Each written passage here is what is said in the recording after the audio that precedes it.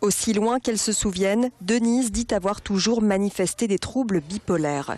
Premiers antidépresseurs à l'âge de 17 ans, premier passage en hôpital psychiatrique quelques années plus tard, en 1976. Des troubles apparus dès la petite enfance. En maternelle, je m'étais aperçue que j'étais pas comme les autres. C'était pas les mêmes choses qui m'intéressaient, c'était pas les mêmes jeux. Je les trouvais malheureusement un petit peu... un peu nul, il comprenait pas assez vite, fallait répéter sans arrêt. J'étais un petit peu genre surdouée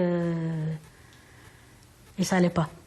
Aujourd'hui, à 69 ans, Denise parvient à surmonter aussi bien les phases euphoriques que les épisodes dépressifs. Elle dit s'être stabilisée et vivre normalement grâce à un traitement médicamenteux à vie.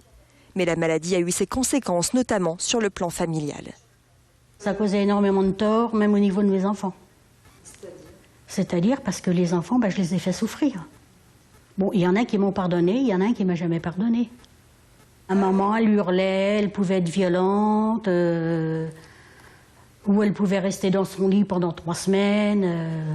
Au travail, j'ai toujours eu justement l'hyperactivité. Sachant que j'arrêtais de travailler quand j'étais en dépression, le reste du temps, j'étais en hyperactivité, les patrons étaient heureux.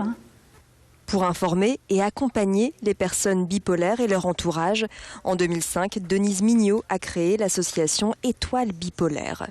L'idée étant d'apporter des solutions concrètes, sans préjugés, sans stigmatisation. Ce que j'avais trouvé inadmissible, c'est de voir sur un magazine dont je ne ferai pas la pub en disant le nom, « Cette année, soyons fous, soyons bipolaires ». On nous traite déjà de fous, alors si en plus les magazines s'y mettent... À Lille, l'association Étoile Bipolaire organise des groupes de parole. En France, ce trouble est sous-diagnostiqué. 40% des dépressifs seraient des bipolaires qui s'ignorent.